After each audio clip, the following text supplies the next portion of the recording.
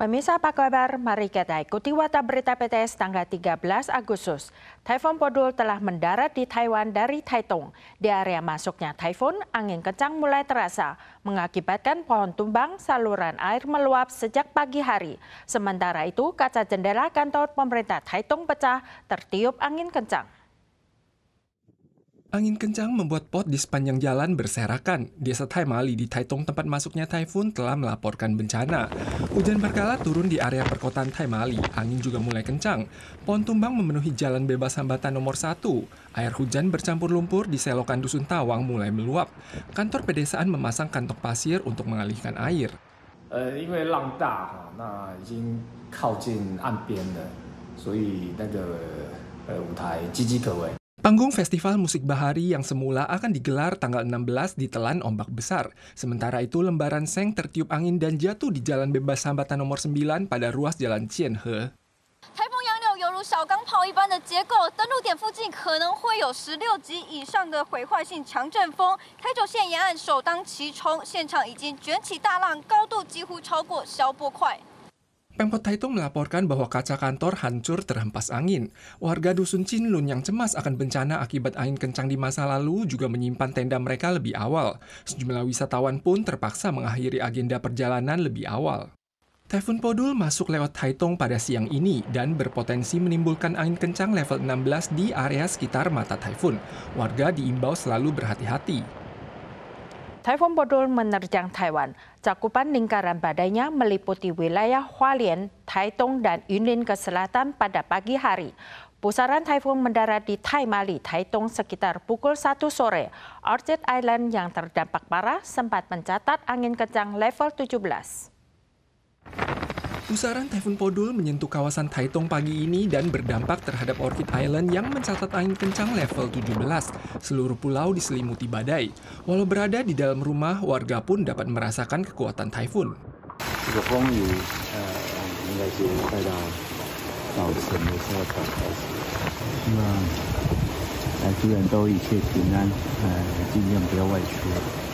Lingkaran Taifun Podul telah menyentuh kawasan Hualien, Taitung, dan Semenanjung Hengchun pada Rabu pagi.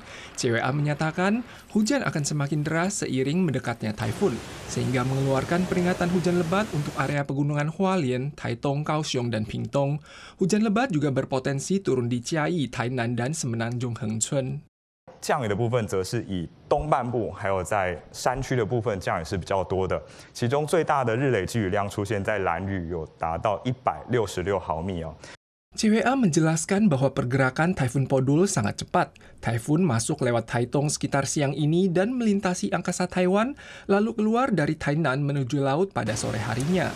Namun saat menerjang, Taifun membawa angin kencang dengan kecepatan rata-rata yang tercatat di Taitung dan Penghu melampaui level 12. CWA juga menyampaikan bahwa setelah taifun tiba di sisi barat daya Taiwan, curah hujan di wilayah selatan dan Penghu akan mulai menguat secara signifikan.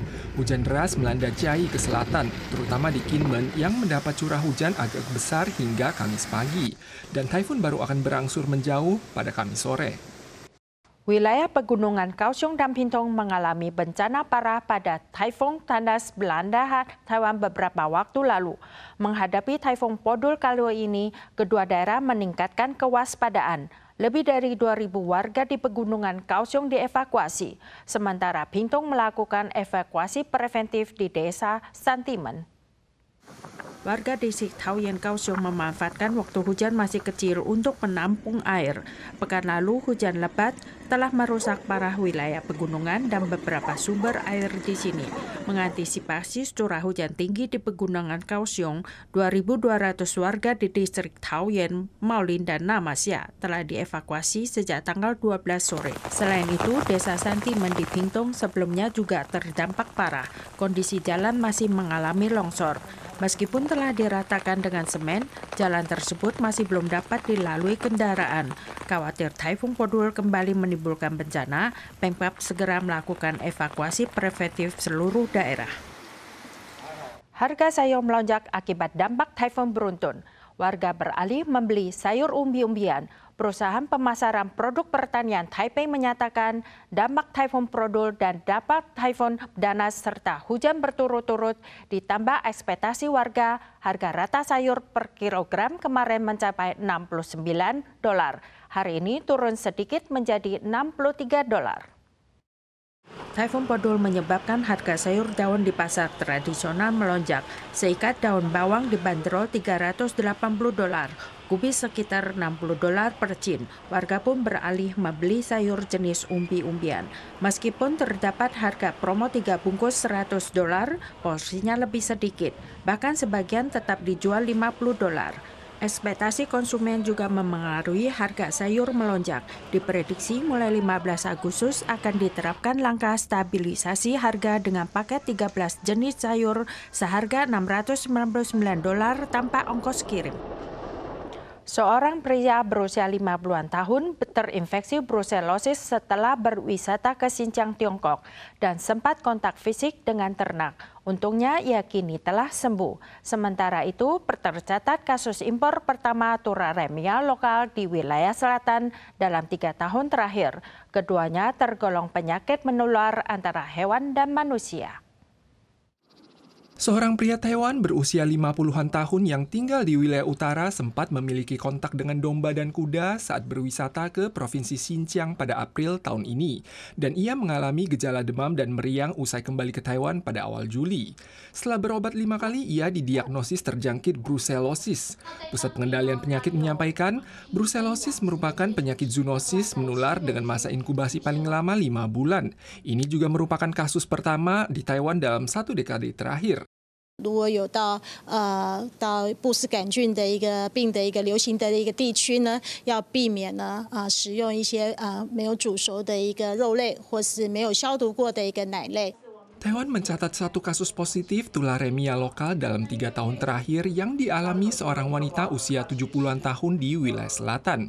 CDC menekankan, tularemia juga merupakan penyakit zoonosis, di mana kelinci dan tikus adalah inang utamanya. Jika terinfeksi strain yang lebih ganas, tingkat fatalitasnya mencapai 60%. Berhubung liburan musim panas merupakan masa puncak wisata mancanegara ditambah dengan kasus impor penyakit malaria Afrika, CDC mengingatkan agar warga mempertimbangkan resiko sebelum berangkat ke luar negeri dan mengambil langkah protektif demi keamanan dan keselamatan.